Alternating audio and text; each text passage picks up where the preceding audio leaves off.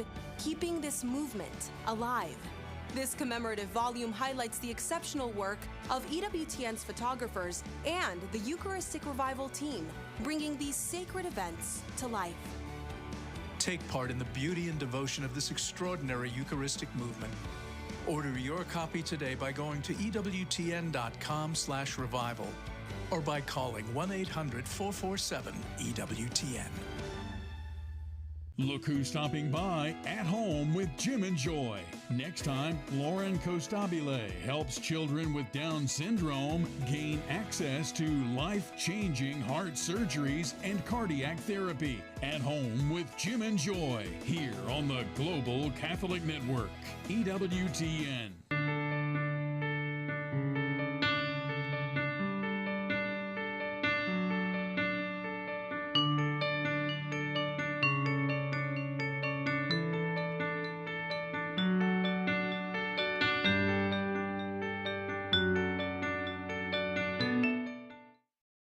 EWTN.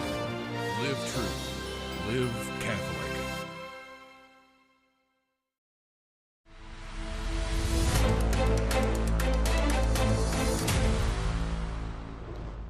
Hello and welcome to EWTN News' special election coverage. It is 9 o'clock on the East Coast and some races have already been called in South Carolina, Florida, Tennessee, Oklahoma, Alabama, Mississippi, Kentucky, Indiana, and West Virginia have all declared former President Donald Trump as the winner of those states. In Rhode Island, Massachusetts, Connecticut, Maryland, Vermont, and Illinois, well, they have declared Vice President Kamala Harris as the winner there. And we have EWTN reporters on the ground with both presidential campaigns. Owen Jensen is at Kamala Harris's watch party at Howard University right here in Washington, D.C. And Eric Rosales is in Florida live at Donald Trump's watch party at the Palm Beach County Convention Center. And that is where we begin tonight. Eric.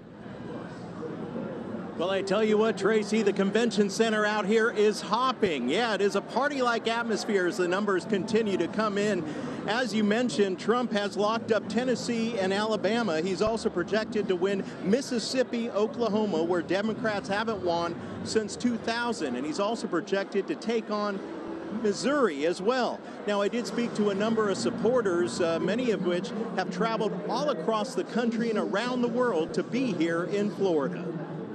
I met President Trump, so I told him that United States, in their history, United States, there is no better friend in Europe than Poland. There are over 850,000 people of Polish heritage living in Florida, and many are Trump supporters. We know that the winning of the President Trump here is not only good for America, it's for all world. Every country, especially in Europe, there's Poland and Hungary.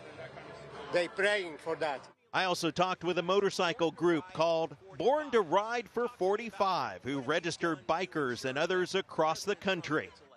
So we've done a lot of good things. So we go to flagways, we go to parades, we go to meetings all across the state of Florida, actually all across the country. We have chapters in 17 states. Well, like everybody knows, he's going to make America great again. And that's all I got to say, because we need a change. If we don't have a change, this country is going to go downhill. And we're going to have a lot of problems. Others told me they're trying to get young people involved, like registering voters on college campuses. And so there is a lot of hope with the young people, but the Republican Party does need to engage with them. And I think I like to say that we have to just come together, the old guard and the next generation, and then we need to work together. It's important to have young people involved, the future of the party. Some Trump volunteers told me President Trump is the best hope for the country. Because Trump will help us, and he loves the country and will make it better like it was. Harris won't. This country is absolutely devastated currently. The morality issues, the economic issues, the immigration issues, pretty much everything. Well, I'll tell you what, the crowd just went wild right now because it is projected that Trump is going to win Florida, and it's 30 electoral votes. So they're hoping for more good news. I'll send it back to you, Tracy, right now. Okay, thank you so much, Eric. We're going to check back in with you later on. Right now, let's head back to Washington, D.C., where security is high within the city, and businesses are preparing for the worst. As you can see right here, buildings are boarded up. The Capitol Visitor Center canceled tours for the rest of the day after a man who smelled like fuel entered the building a couple of miles away. The Kamala Harris watch party at her alma mater at Howard University, and Owen Jensen is there now with more. Owen. Well, good evening from the Harris Walls Watch Party on this breezy, balmy early November election night at Howard University. Behind me is the stage that Vice President Kamala Harris will presumably be speaking from either later tonight or perhaps early tomorrow morning in the wee hours, depending on when the votes come in. Whether they'll be celebrating or conceding, of course, is still unknown at this moment. If elected, Harris would be the first female president. She'd face a long list of challenges, including inflation, ongoing wars overseas, and immigration at the U.S. southern border. Her campaign focused a lot on abortion. She slammed the U.S. Supreme Court for overturning Roe v. Wade, held abortion rallies and roundtables, and was the first vice president to visit an abortion clinic. Earlier, we spoke with Students for Life. I think it's very clear for Catholics to understand this is the most anti-Catholic candidate for president we've ever faced in the United States of America. She's certainly the number one fan of abortion. She is the largest abortion supporter and most enthusiastic abortion supporter we've ever seen run for office. Now, many pro-life advocates believe Harris and Democrats want no restrictions on abortion at all, citing the so-called Women's Health Protection Act. One thing certain, if she wins, she will not be an advocate for pro-life positions. Some fear she'd even be opposed to religious exemptions. For now, we'll keep following the Harris campaign as the night progresses. At Howard University in Washington, D.C., Owen Jensen, EWTN News. And here to discuss results as they come in and the impact on Catholic communities is Ken Craycraft. Ken is a professor of moral theology at Mount St. Mary's Seminary in Cincinnati. He is also the author of the book Citizens Yet Strangers, Living Authentically Catholic in a Divided America. Ken, great to have you here in studio. Good to be here, Tracy. Thank you. I know, you once wrote that the 2020 election was the most deeply partisan election. Where do you think this one ranks? I think it's even more partisan, and I think that there's a partisanship here that makes it unique, even distinct from the last one, and that is because people really don't feel like they have a vote in this election in many ways. So it is hyper-partisan from the people who are very partisan, but people who don't really put as much stock in politics as others, they feel like they don't have a place to go in this election in many cases. So the decision in this election is sometimes less between the two candidates than between whether I can vote for this candidate who I would usually otherwise vote for or not. And so it's more partisan, I think, even than it was in 2020, but the partisanship is manifesting itself in a different way. And the way that it's manifesting itself shows us what I think is a broader problem in American culture and American political life, and that is that we put so much emphasis on politics, such that politics almost becomes our God. And when that God fails, then we don't know where to turn. And I think that the partisanship that we see in this election is certainly left over from 2020, strong commitments from some voting blocs to a particular party.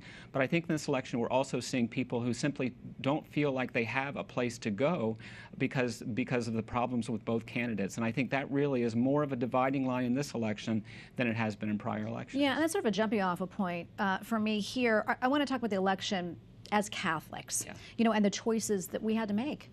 I've told my students that if Catholics voted as a bloc, we would be a very significant party in the U.S. But of course, we don't vote as a bloc. There's no voting bloc. And what I see in large part is the way that Catholics vote is it has less to do with their public policy positions and the candidates that support those positions being informed by Catholic faith than being informed by the same kind of partisanship that we've talked about before. And for Catholics, I think this is something of an acid test for how we understand our place in American politics, because we feel like we must be constrained by the two two choices that the two major parties have given us. And for many Catholics, that's just a false choice. And I think that, and for Catholics for whom it's not a false choice, but who fall very clearly on one side or the other, considering the issues and the candidates in this election, I view that as something of a problem, because I view that as something of Catholics not really informing their votes and their public policy positions by their faith, but rather by their political commitments, their partisan commitments. And I see that as a problem, but I see also see this election as an opportunity for Catholics to rethink the way that we orient ourselves toward politics, such that partisanship and politics in general should have less of a role in our lives, so that we have more time in our lives for those things that are more conducive to notions of socialization and community, and the types of things that are part of what it means to have participate in public life, but are not necessarily political in nature. Because in this election, many Catholics don't feel like they have a political choice. Yeah, and it's not just between two candidates. I mean, there's a lot of things that people are voting on, including ballot measures. And one I want to talk about in Florida, there was a measure that would allow adults to legally possess up to 3 ounces of marijuana. I believe that failed. Also in Massachusetts, there was a ballot measure that would allow the use of certain plant-based psychedelics. What does this say about where we are as a society with these types of ballot measures? I think that they reflect a basic spiritual ennui in American public life. That because we have lost a sense of transcendence, because the more we become secularized, we have to have, or we look for something to replace that loss of transcendence. Generally we think of transcendence as worship of God or worship of something of whatever religious faith we believe in. But as we move away from that, as society becomes more secular and less devoted to traditional senses or sources of transcendent fulfillment, we look forward in other ways. And these ballot measures are a perfect example of that. And I think that, again, that spiritual ennui is really on display when we see ballot measures like this, where we try to replace something that is missing in our lives. And of course, what we try to replace it with in these cases are just intoxicants, which don't solve any problem and don't fulfill that longing that we have, that we've lost as we've become more secular and less attuned to authentic transcendence. Yeah, we're almost out of time here, but what role does our faith play in helping us trust the election process? There was a recent study, I believe it was Arizona Christian University, and they found about half of Christians who said they weren't going to vote. They weren't going to do it because they felt the election was already rigged. I don't know how to answer a question about how people thinking it's already rigged, but I will say this: as Catholics, one of the things that this election tells us, including people who think that it's rigged, is that we don't put our trust in princes, to quote the psalmist. We put our trust in God. At the end of this month, we're going to celebrate the Feast of Christ the King. That should be more important to us than Tuesday, November 5th. And if that becomes more important to us as Catholic Christians, we're going to have a major impact on American public life that we don't have now, because we haven't focused on Christ as King. Rather, we often focus on politics as King, and politics is a false god. And when our idols fail, then we don't know where to turn. And of course, as Catholics, we know that our new year begins in that eschatological vision of the Feast of Christ the King at the end of this month. That should be a bigger day for us Catholics than Election Day. Absolutely, Ken. Thank you so much. We appreciate it. We'll talk to you a little bit later on the show. You. And we have a lot more still to come here in our special coverage of the 2024 election, including live reports from 2 battleground states. And we'll hear from correspondents Mark Irons and Roselle Regis in Pennsylvania and North Carolina.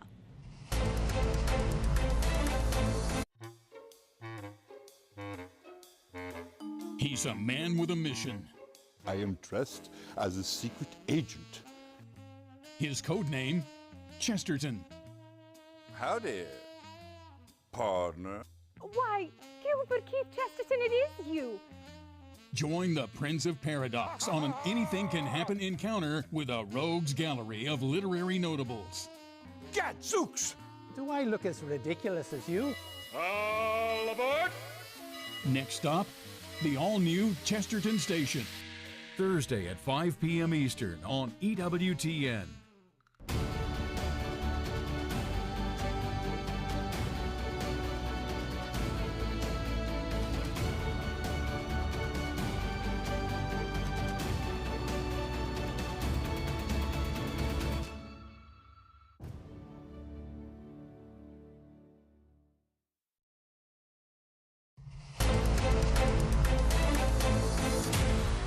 right, welcome back to our EWTN News' special coverage of the 2024 presidential election. 7 swing states are expected to play a pivotal role in this race. We're going to go right now to Mark Irons in the battleground state of Pennsylvania. He is at Lehigh University at Bethlehem, Pennsylvania. Mark.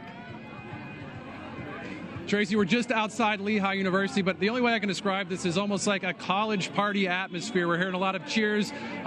People have been very excited. The energy is high here. This is a polling station at the Banana Factory Arts Center.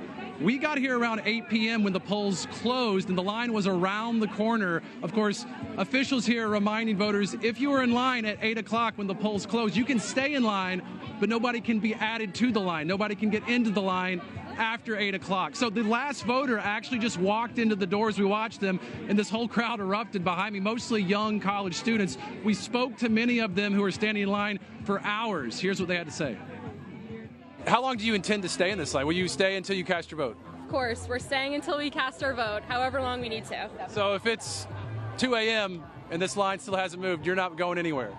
I'm not going anywhere. I think, honestly, everyone's been really supportive here so far, and it's been nice to be a part of something really big. How long have you been standing in line? I would say we've been standing in line for about 2 hours, more than 2 hours, and we still got a couple hours to go. About 2.5. Well, this is pretty cool, though. We've got a Harris supporter and we got a Trump supporter side by side, and it seems like you guys are getting along just fine. Yeah, we're having a lot of fun here, getting a lot of food, and despite the difference in voting, we're just here to have a good time and get our votes in. I am a little undecided. This is incredible. We have an undecided voter who's in line. It's going to be a real game time decision. Yes. Just overall, the energy here, just for voting in general, regardless of what side you're on, like the energy is incredible. Vibes are high for voting? Definitely, yes. Okay. Let me ask you, what time did you get in line? How long were you standing in line? About 1 o'clock. I was here for about 6.5 hours. And so, Tracy, about an hour and 15 minutes here after polls have closed, the doors have closed and nobody else is going inside. If you turn around here, you can see the crowd of people. Many of them have already voted. I would say it's a predominantly Harris-Walz crowd. It's a young crowd, a lot of Harris-Walz signs. But there was a county official at the end of the line, and we asked him, how are you making sure that nobody else gets in the line? He was almost kind of like a bouncer that you might see at a club or something. He was making sure nobody else got in line. I do have to say, from what I saw, it looks like it was enforced pretty well. From what we've heard, it's been a pretty peaceful crowd, but again, a lot of excitement, a lot of energy, and understandably so here in this swing state that's so important. Tracy. Okay, thank you so much for that, Mark. We can just hear that excitement right there. 21 more states close their polls between 8 and 9 p.m. Eastern. Ryan Burge makes it his business to tally voter trends and report them online. He is a returning guest on EWTN News. He's a statistician and professor of political science at Eastern Illinois University. Ryan, great to see you, my friend. Gallup says that more than half of U.S. ballots were cast before Election Day, and 54% of registered voters said that they plan to vote before Election Day. Ryan, what do those numbers say to you? Oh, I think it's actually a very good thing for a couple of reasons. One, people can bank their ballot. So if something happened today, they couldn't make it to the poll for whatever reason, they're already taken care of. The other thing is it actually cuts down the lines on Election Day. So people who waited to the last minute, like someone in that prior segment was just making their decision right now. If you drive by and see a line out the door, you might have to wait 30, 45 minutes or an hour. You might just keep on driving and not cast a ballot. But if you see the line's only 5 or 10 minutes, you'll stop, you'll park, you'll get out, and you'll actually vote. So it actually might be better for voter turnout in every possible way if bigger and bigger chunks of the electorate decide to vote before actual Election Day. Yeah, absolutely. I know you recently conducted a survey of more than 57,000 college students to see, how they plan to vote this year. And your findings actually include some really interesting trends about Catholic students. Tell us what you discovered there.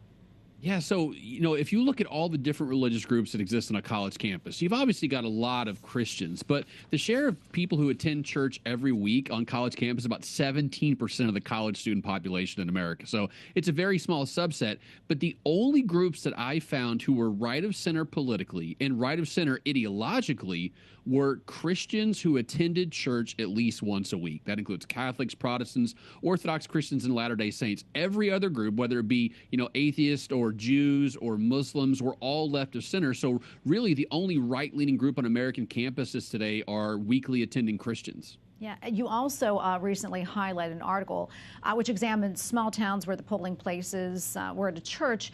And then what happens when some of those places of worship are closed down, they're shut down altogether. Tell us about what you find and the impact that it has even beyond the practice of faith. Well, I'll just say anecdotally, I voted at the Catholic Church in my town today. And another polling place about 2 blocks away is at a Black Protestant church. And I have a friend that I spoke today. She voted at a Methodist church. So I think almost half the polling places in my town right now are in houses of worship. And my question is, when those places close down, where are we going to vote at? I mean, churches have always been amenable to allowing, election day stuff happening on their premises to get those votes tallied. But there are not enough community centers and Elks Lodges and Moose Clubs for people to go vote. So I really wonder, in small towns especially, where there's not a lot of community buildings, how are we going to find precincts for people to cast these ballots? These are some of the things that we don't think about with the decline of religion. It's not just religious people that are hurt by it. It's actually everyone in the community in ways both big and small. Yeah, I'm glad you took a look at that for sure. Have Americans given more thought to this election than past elections? I think it's hard to ignore this election, right? I think it's in our face every single day, every single moment. And as we got closer and closer to this day, I think it's impossible to turn it off. I think, social media makes it easier and easier to be more connected than ever before. And I think it used to be pretty easy to turn off such an election, especially if you weren't in a battleground state maybe 20 or 30 years ago. Now, if you scroll Facebook or Twitter or TikTok or Snapchat, you are going to find political content. And so you're going to be engaged. Whether that's a good thing or a bad thing for our mental health, I can't speak to that. All right, we're going to leave it right there. Ryan, always great to get your insights. We appreciate it. Thanks so much. Pro-life misinformation at the center of some political talking points. We talk about the consequences of that misinformation on today's results and get expert analysis on abortion this election cycle when we return. Jumpstart your spiritual life with a daily devotional written specifically for Catholic men. Stand Firm, Be Strong, a men's Catholic daily devotional of scriptures and saints, is the latest book from EWTN host Father Wade Menezes. In these pages, he leads you on a 6-month spiritual journey grounded in the Word of God, the wisdom of the saints, and church teaching. Written for men in every state of life, these pages are filled with practical reflections to help you cultivate virtues and root out vice. This daily spiritual manual will help you grow in knowledge of your faith and gain strength for the spiritual battle men are facing daily. Stand Firm, Be Strong, a men's Catholic daily devotional of scriptures and saints by Father Wade Menezes, the latest release from EWTN Publishing. Now available on EWTNRC.com or call 1-800-854-6316.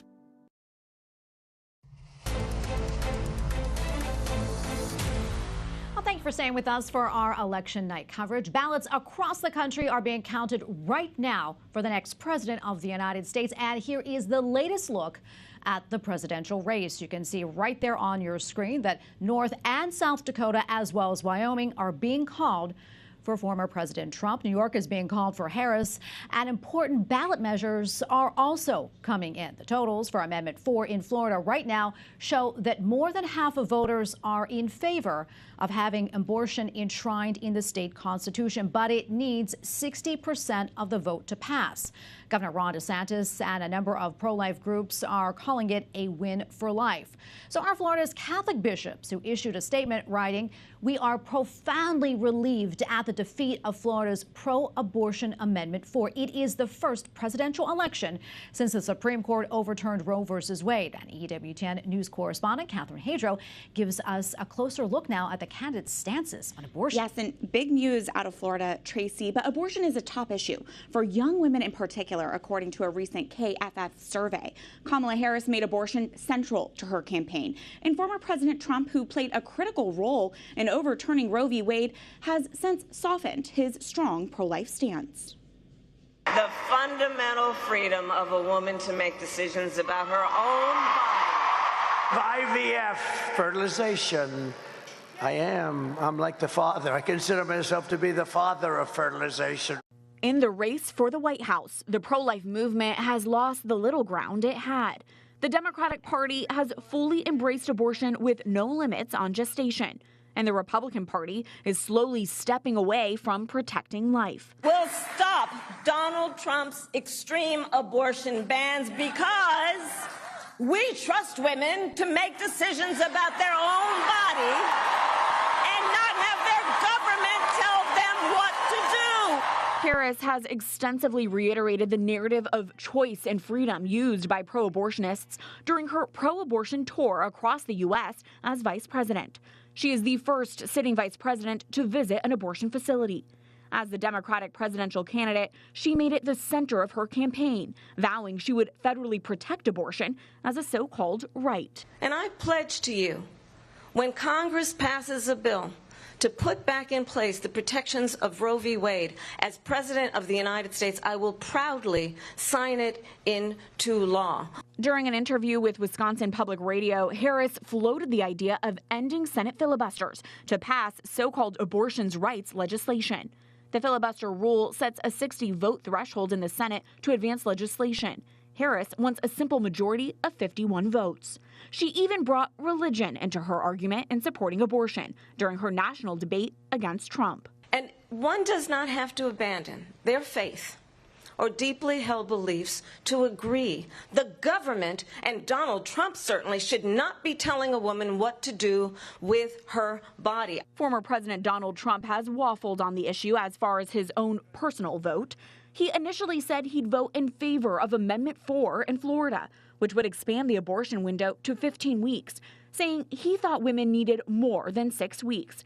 But after some backlash, he officially pledged to vote no on the radical measure. His stance nationally is to leave it to the states. As far as the abortion ban, no, I'm not in favor of abortion ban, but it doesn't matter because this issue has now been taken over by the states. President Trump has also pledged to support in vitro fertilization and promised voters to federally finance the procedures. As part of our efforts to help working families, I'm announcing today in a major statement that under the Trump administration, your government will pay for, or your insurance company will be mandated to pay for, all costs associated with IVF treatment, fertilization for women, IVF treatment. The next administration's impact on the pro-life movement could be significant. Dozens of pro-life activists have been arrested under the Biden administration, and Trump has pledged to free these activists if he gets reelected. Pro-life leader Jeannie Mancini, the current president of the March for Life, shared her thoughts on whether a potential Harris or Trump administration would be pro-life friendly. If, God forbid, we have a President Harris, without a doubt, she will be the most pro-abortion president in the history of our country. I think that President Trump listens to people sometimes, and we have some great connections within the March for Life, people who will be able to continue those relationships and to do everything we possibly can. The March for Life is a 501c3 that does not endorse either candidate, but it is, of course, impacted by whomever makes it into office. Mancini says she invites both sides of the aisle to speak at the march every year. Tracy. All right, Catherine, thank you so much. Well, cases of women who've died in states with pro-life laws have become national headlines this election season, like the case of Amber Nicole Thurman, who died after taking the abortion pill in 2022. On news site ProPublica, and Democratic presidential candidate Kamala Harris blamed Georgia's pro-life laws for her death. And now we know that at least 2 women, and those are only the stories we know, here in the state of Georgia, died because of a Trump abortion ban. And we will speak her name, Amber Nicole Thurman. Thurman went to a hospital after complications from the abortion pill, but the hospital staff allegedly waited 20 hours before performing a DNC to remove the remains of the baby. The family's attorneys who originally blamed the pro-life laws now say that, quote, even under Georgia law, doctors had a duty to act to save Amber. And Dr. Christina Francis, a board-certified OBGYN and the CEO of the American Association of Pro-Life Obstetricians and Gynecologists, joins us now to talk about the misinformation out there. Dr. Francis, thank you so much for joining us. Before we do that, though, I want to get your thoughts on Florida's Amendment 4 and where it stands right now.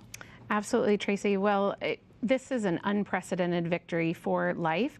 since the Dobbs decision. This is the first amendment that we have defeated. And I think, as you just reported, it does appear that it has been defeated in Florida. And we are just so proud of our more than 700 physicians and medical professionals who stood and boldly defended their patients and stood for life-affirming health care in the state of Florida to help people understand that induced abortion is not needed for women to receive good care. Yeah, and you guys all did a lot on the ground to kind of dispel all that misinformation. Absolutely, absolutely. And our doctors teamed up even with Governor DeSantis in speaking the truth on this amendment. And again, fighting ads that were spreading, as you said, misinformation and lies about women not being able to receive health care in the state of Florida because of their current abortion law. Yeah, and I want to go back to what we were talking about, Amber Thurman, her case in Georgia, where Harris said it was the pro-life laws that claimed her life. Hash that out for us. Is that true? It is absolutely untrue. And I think it's really tragic that the death of this young mother is being used for a political agenda. You know, as you stated, Amber Thurman died actually from complications of the abortion drug. And yet no one in the political arena is talking about that she died of a known complication. In fact, the most common cause of death from the abortion drug mifepristone is infection, like what she suffered. She needed a DNC the moment she hit those hospital doors, and the doctors could have done that immediately under Georgia law. Georgia law allows for doctors to intervene immediately when there's a medical emergency and also when there's no heartbeat, when the babies have already passed away, which hers had. And so this really is a tragic story, and I'm glad her family's attorneys are now suing for malpractice, which is what occurred. It was not the fault of Georgia's abortion law. Yeah, and Dr. Francis, I mean, you know all about the misinformation that is out there surrounding us. Be clear, I mean, tell us, are there any laws that prohibit a pregnant mother from getting the emergency help that she needs? There is not a single state law in effect in this country that prevents doctors like me and those that I represent from intervening immediately when a woman is facing a life-threatening pregnancy complication. I practice in Indiana, where abortion is largely illegal, and yet I have treated ectopic pregnancies since our law went into effect. I've treated miscarriages, and I've treated multiple pregnancy complications. There is no reason that physicians cannot act in these circumstances in any state in the country. Yeah, and you've worked so hard to dispel this misinformation. Tell us, about the education that you work so hard to provide to voters about ballot initiatives. Absolutely. So it's important, again, that people have accurate information when they go to vote. And so we know that there were ads out there from the pro-abortion side that were saying that women were dying because of these abortion laws. That absolutely wasn't true. So we started these physician coalitions to speak the truth and to stand boldly for their patients and for life. Dr. Francis, thank you so much for being here with us. We appreciate it. Thank you so much for all that you do. God bless you. Absolutely. Thank you so much for having me, Tracy. And after the break, we take a look at state ballot measures on school choice and election integrity. Stay with us. Looking for a great new Advent tradition for your family this season? Check out the Jesse Tree. It's a traditional devotion that traces the family tree of Jesus from the book of Genesis to the Nativity. Now your family can prayerfully go day by day through the Advent season, focused on Scripture and the coming of Christ. EWTN Religious Catalog is pleased to be able to feature a complete Jesse Tree ornament set that includes everything you need to make this an annual tradition in your household. Made in the USA, the set comes with 27 ornaments and a beautiful devotional book. Order today. Go to EWTNRC.com and search for item number 2022K. This Advent, keep the meaning in the season. Get your Jesse Tree ornament collection today.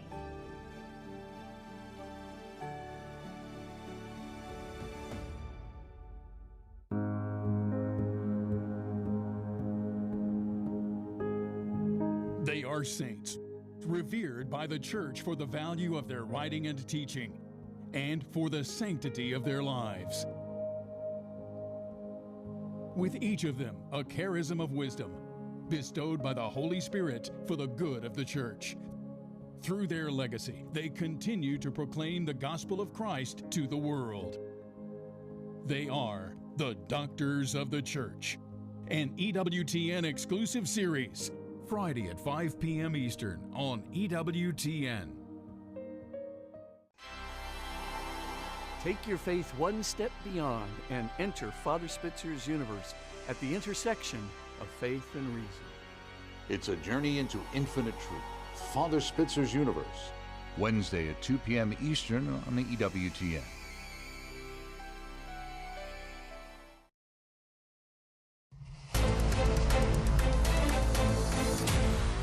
And welcome back to EWTN's special election night coverage. I'm Tracy Sable. And I'm Montse Alvarado. Citizens are voting on several ballot measures this election, one of which concerns election integrity. 8 states are voting on measures which would prohibit non-citizens from voting in elections. The states are Idaho, Iowa, Kentucky, Missouri, North Carolina, Oklahoma, South Carolina, and Wisconsin. Supporters of the measures say that they are merely trying to get ahead of an issue that hasn't begun yet in these states. Opponents say that claims of large numbers of non-U.S. citizens are false and not based in facts. Jason Sneed from the Honest Elections Project explains why these measures have become more prevalent in recent years.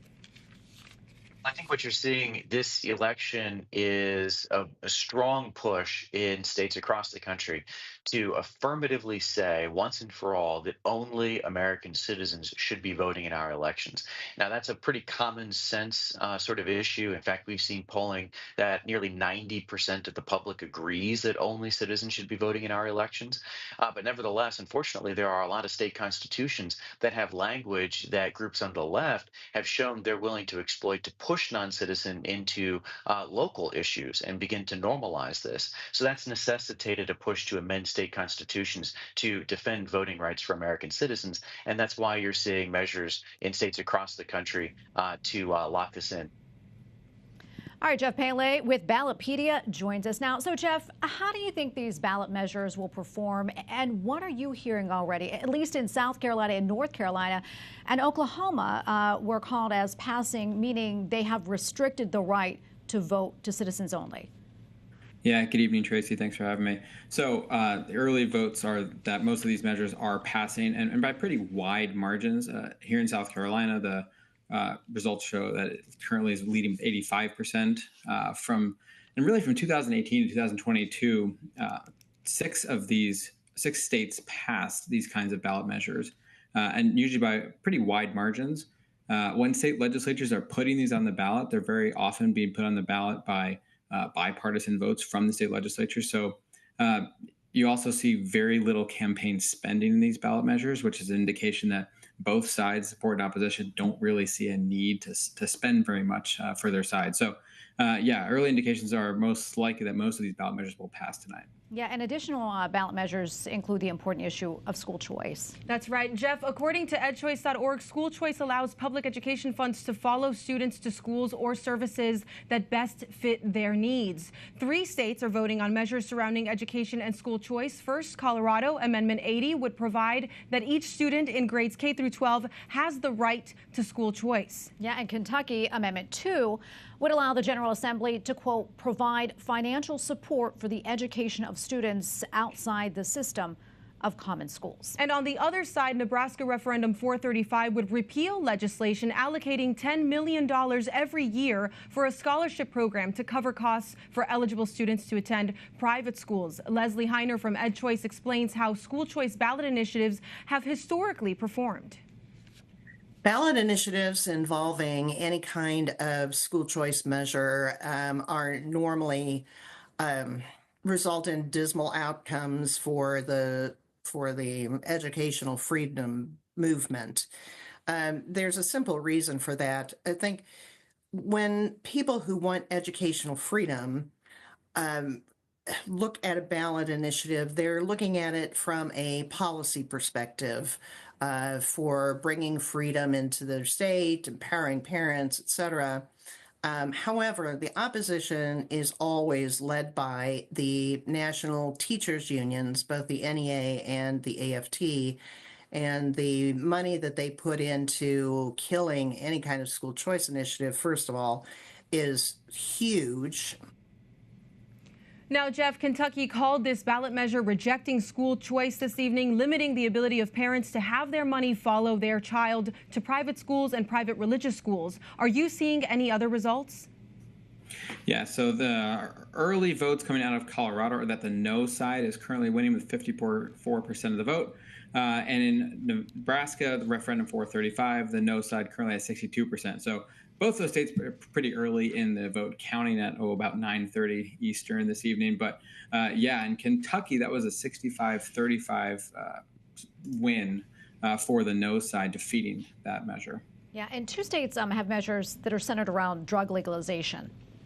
Well, in Florida, Amendment 3 would legalize recreational marijuana for adults 21 and older, while in Massachusetts, ballot question 4 would create a Natural Psychedelic Substances Commission and Advisory Board and allow individuals 21 years of age or older to grow, possess, and use a personal amount of psychedelic substances. EWTN recently spoke with Father Tad of the Catholic Bioethics Center about these measures.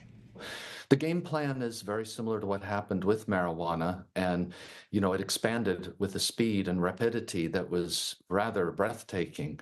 So I think that it's important early on here at the very cusp of this to call people back to some reflection and to make sensible choices around this. These substances really belong in the clinic with appropriate supervision by medical professionals. And should not be allowed in a completely unregulated environment out in the open. Now, Jeff, these sorts of measures have become more and more prevalent. Why do you think that is, and what results are you starting to see? Yeah, so far the Massachusetts question 4 is at this juncture in the evening, 47% yes, 53% no. These ballot measures they're often pretty well funded, especially the marijuana one. In Florida, that was the most expensive marijuana measure in history. And really 11 states, this is important to note with Florida's amendment, so 11 states require some kind of supermajority to pass a ballot measure. And this year what we saw was, say, with Florida Amendment 1, 3, and 4 is that they received more than 50%, but fewer than 60%, which is what was needed. Since 2006, which is when the supermajority was created, there have been 9 prior amendments that have fallen under a sort of similar fate where they received more than 50%, but less than the required 60%. So, like with many other initiatives, we see these marijuana or medicinal psychedelic drug measures where there's an interest behind it. We've seen some out in Portland, for instance, as well. So usually the ballot measure is an opportunity for sides to test out their campaigns and the results and dictate what's to come in future years ahead. Yeah, and the measure in Florida, that was rejected, continuing to restrict marijuana use. That's Jeff, right. What does that tell you about Florida and also other states that are considering legalizing drugs? Yeah, I mean, I guess in this case, it tells us that they weren't able to reach the threshold. Most of the marijuana measures have passed over the years. Many states already legalize it either for recreational use or for medicinal use. So it'll be interesting to see what's to come, because it was, like I said earlier, a very expensive ballot measure campaign. One of the measures that contributed to the more than $1 billion that have been spent in ballot measure campaigns this cycle. Well, we're going to leave it right there. Jeff, thank you so much for coming on. We appreciate it, and we look forward to having you tomorrow morning to help us parse out the results from the rest of the evening. All right, let's check in with the presidential campaigns now. EWTN correspondent Eric Rosales is in West Palm Beach at Donald Trump's watch party. In fiscal year 24, which was October 1st of 23 until just August, so only 11 months, we had over 72,000 Chinese citizens illegally entered the United States, and over 60,000 of those individuals were single adults. That's an invasion. That's a happenstance. Catholic Trump supporters showed up tonight in force. This woman is from Haiti and says that all you have to do is look at what the church stands for, and it should be no comparison for believers. Catholics have never been involved in politics, and now the church understood we were in a battle. Catholic priests and Catholic churches and Catholic community have stood up for Donald Trump because the fight is real, and Kamala Harris is completely anti-Catholic. Others say when you compare issues facing the country, from the border to the economy to crime, the former president is the right choice. What issue is most important to you that makes Trump different than Harris? I mean, I couldn't put my finger on one. To me, it's I just see the prosperity of the country when he's in command and his policies. Congressman Mark Wayne Mullen of Oklahoma tells me if Republicans control the White House and Congress, they need to get right to work. We got a mandate. If we sweep it, meaning the White House and both chambers, we have a mandate from the American people to get things done. That means we need to shrink the size of government. We need to secure our border. We need to drill, baby, drill, and we need to get the economy under control and get it back on track. Mullen tells me that the GOP is already planning a conference call tomorrow, that they're going to get together and talk about how they can get things done up in Congress that much quicker. Again, the crowd here continues to grow, and we're all waiting for the projected winner in the swing states. So that's the big wait right now.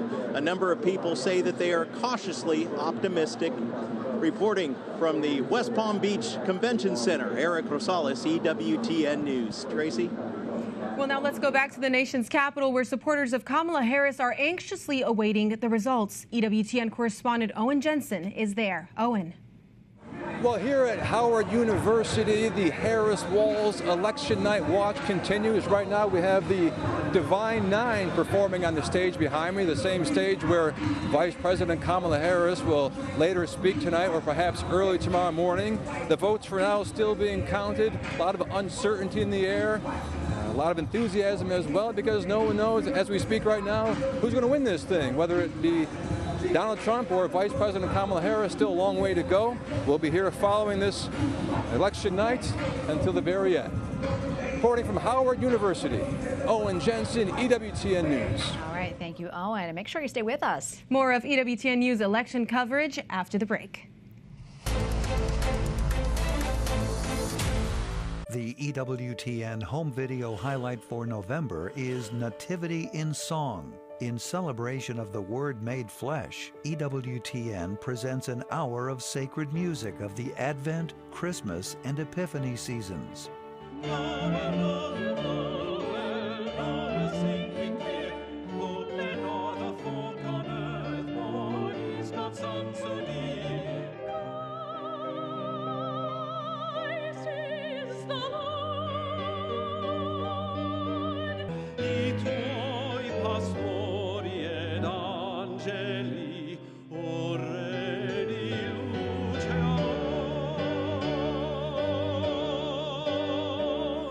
Order your DVD or CD at EWTNRC.com, 24 hours a day, 7 days a week, or call 1-800-854-6316.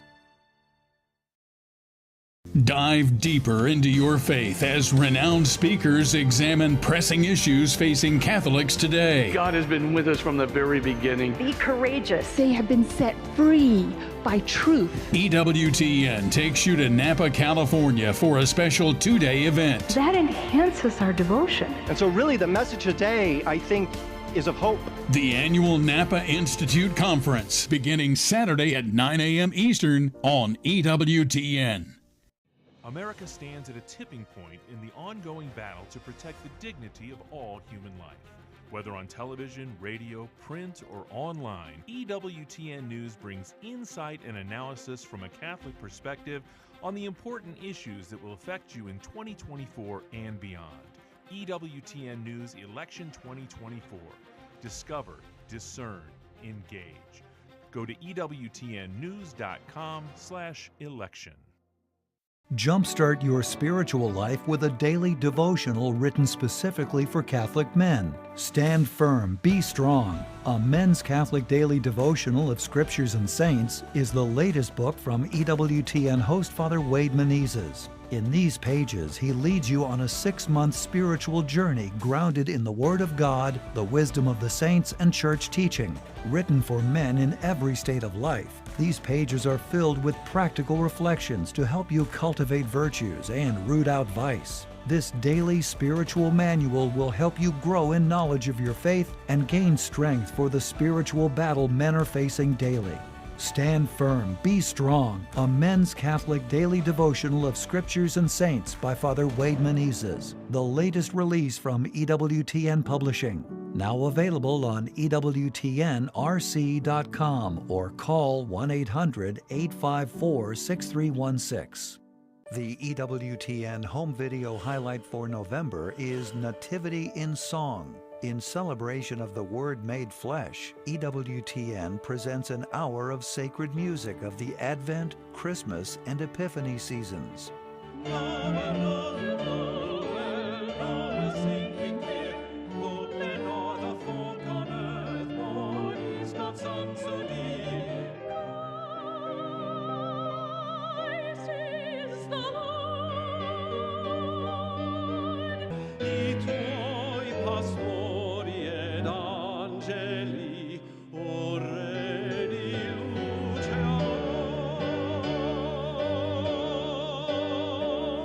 Order your DVD or CD at EWTNRC.com, 24 hours a day, 7 days a week, or call 1-800-854-6316.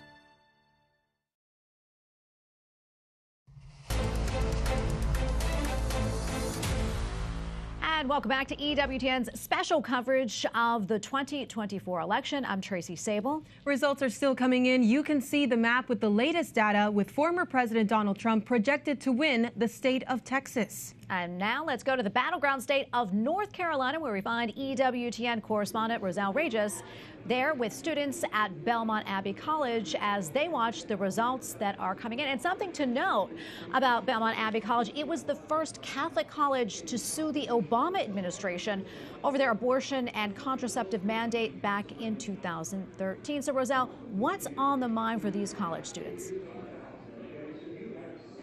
Yeah, so we're at Belmont Abbey College, like what you mentioned here in North Carolina, and the energy is through the roof. It is very lively here. You can hear some cheering, you can hear some booing, depending on the results that are coming in on the big screen over here.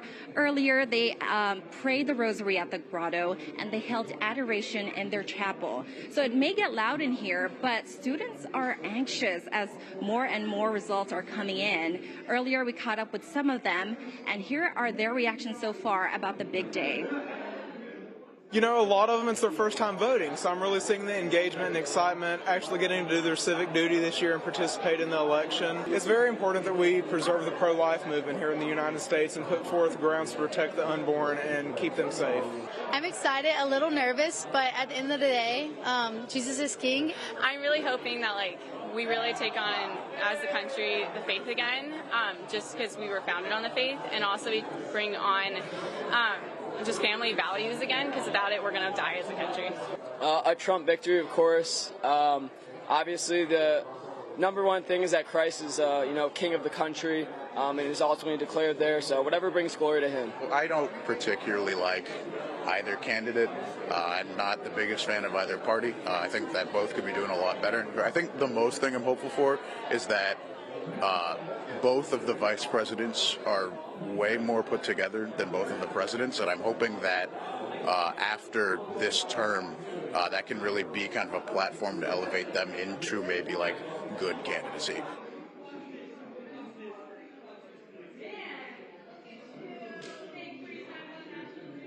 So as you heard, people here in North Carolina have hope, and they will continue to pray for our country and its next leaders. We will continue to be here at Belmont Abbey College in North Carolina. As you can hear, there are some cheering and booing as more and more results are coming in. Reporting live in Belmont, North Carolina, I'm Roselle Regis. Back to you in the studio, Tracy and Montse. Thank you so much, Roselle. You know, it's still too close to call North Carolina. Only 63% of the vote has come in, but some more states have been called for both candidates. As of now, former President Donald Trump has been declared the winner of 16 states and currently has 178 electoral votes. Vice President Kamala Harris has been declared the winner of 9 states and currently has 99 electoral votes. And here to help us break this all down, welcome back Dr. Ken Craycraft, professor of moral theology at Mount St. Mary's Seminary in Cincinnati. He's also the author of the book Citizens Yet Strangers, Living Authentically Catholic in a Divided America. Dr. Craycraft, great to be here with you once again. Now I get to join. Yeah. Why don't you jump in there, ask him a question, because we chatted before. That's, we're watching a lot of the results and voter turnout. We talked about the Latino vote very early on, and the Trump campaign was criticized quite heavily for some comments that were made by a comedian in his final remarks in MSG. And one of the things that we're seeing in the voter turnout in Florida is that the Puerto Rican counties there, Harris is actually performing quite poorly. And also Osceola County, which is heavily Puerto Rican, was lost by Trump by 14 points originally in 2020. He is now leading with 91% of the vote counted. Well, he led it, which is why Florida was counted toward Trump. 8:30 p.m. had those results. Does what the mainstream media say actually matter to the voters on the ground? Well, I think in some cases it doesn't, and I think some cases people are seeing through it. And Monty, I really think that in this election that we're seeing something not unique but exaggerated in the way that the mainstream media have propped up one candidate and not another. And I think people are starting to see through that. Of course, we know that people get their news from all kinds of sources now, not just the mainstream or the legacy media. But I think that what we're seeing is that the legacy media simply doesn't have the power to sway votes as it used to. Now, it hasn't gone away. It's still very powerful. And I still say that we don't really have a free and independent press. And by and large, but on the other hand, the data that you just rehearsed shows us that the mainstream media perhaps doesn't have the influence that it might have had at one point, and that people are able to see through it. There's a difference between reporting news and propaganda, and for many of us, we see the news networks, the legacy media, so-called, as being more propaganda than news, and it looks like that's what's happening in Florida. Yeah, and Ken, we talked about Amendment 4 failing in Florida, but there were two measures, one in Maryland and New York. Those passed. Yeah. Let's talk a little bit more about that and what it says, and also abortion was such a big, factor in this election. Mm-hmm. I think that when we look at the abortion question, it's a broader issue than just abortion from both sides. From the pro-life side, it's a question of protecting human life, but abortion is also a proxy for a lot of other issues about the way that we think about life and respecting life. On the other hand, abortion is a bigger issue from the other side because abortion is about individual personal autonomy, and they view abortion again as a proxy, as the cant phrase "my body, my choice" really summarizes this movement toward privatized morality. And as Catholics, we have to reject that. This is not necessarily the basis that we reject abortion, but we have to reject this whole notion of privatizing morality, of which a pro-abortion position is a stock part. We have to understand as Catholics that we are committed to life as social beings. And the doctrine of solidarity tells us that all human life is sacred life. All human life is a part of the human community from conception to natural birth. And we don't think about our position about abortion or any other question as simply being a private issue, but rather it always has public ramifications. We believe, of course, as Catholics, that it has spiritual ramifications as well, but they also have public policy implications. We're a nation in a declining population, except for immigration, and this rush from the Democratic Party to abortion and really almost making abortion a sacrament in the party is really a sign of that privatization of morality at a time when we need more babies, not fewer babies. And it's not just abortion, of course; it's contraception as well, and other things that contribute to this culture of as I like to call it, this culture of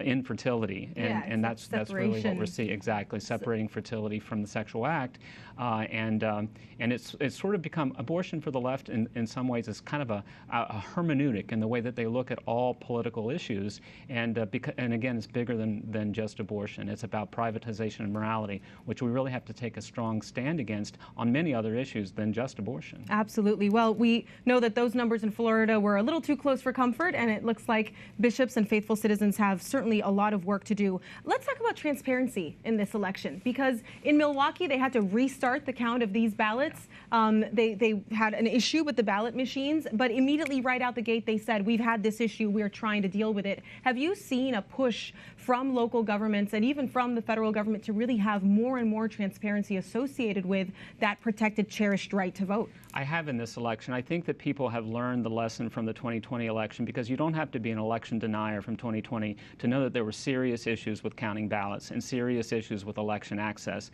And I think that we're seeing both state and federal judges very quick to protect, and if they're going to err in this election, they're going to err on the side of keeping polls open and transparency in elections. That's a good thing. We are a democratic society. We believe in the vote, and we believe in the sacredness of the vote. And I think that we're seeing a sensitivity to that we haven't seen in the past. Is it perfect? By no means is it perfect. But I do think that the 2020 election taught us some lessons about transparency, about voter access, and about keeping polls open. And again, as I say, erring on the side of more votes and not fewer votes, and erring on the side of more transparency and not less. Well, Florida getting their counts up certainly shows us that that they're pushing never to have the 2000s happen again for them, right? Yeah, absolutely. And we're almost out of time, but I'm curious about this, Ken. I want to talk about the younger vote, right? We have reporters out in 2 college towns right now. We don't often talk about that. How important do you think that vote was or is in this election? I think there is a stealth conservative or Republican youth vote that we're going to see the results of. Now, I'm not making any predictions, and I've got a long way to go tonight, and maybe even tomorrow morning we won't know for sure. But I certainly think that there is a movement among younger voters toward thinking more in terms of not so much partisan politics, but being turned off by the rancorousness. And I think that we see more of that rancor on the left. And also, and we saw this at the end of the campaign, the left having sort of an authoritarian position on, if you don't vote this way, you're immoral. We sometimes used to think about that in terms of the right, or at least a caricature, but that really has become the voice of the left. If you don't pick my candidate, you're immoral. Young people don't want to hear that. You know, they want to assert their independence, and I think that we probably are seeing some backlash in that kind of authoritarian posture that the Harris campaign has taken in its ads, and wanting to take the young vote for granted, and a lot of young people are saying that you can't take my vote for granted, and I'm going to assert my independence and my decision. Yeah, absolutely. Ken, thank you so much for coming on again. We appreciate it, and we're going to have a much clearer picture of what this election means in the light of day tomorrow, and we're going to be back with more coverage at 10 a.m. for the results as they come in. Thank you. We thank you for watching tonight. And make sure that you stick around. We'll be back at 10 a.m. tomorrow morning with a lot more coverage. I'm Montse Alvarado. And I'm Tracy Sable. God bless our country. God bless you. And again, we'll see you back here at 10 a.m. Hello, family. Mother Angelica founded EWTN over 43 years ago to advance the truth through the use of media, trusting in God to provide what she needed.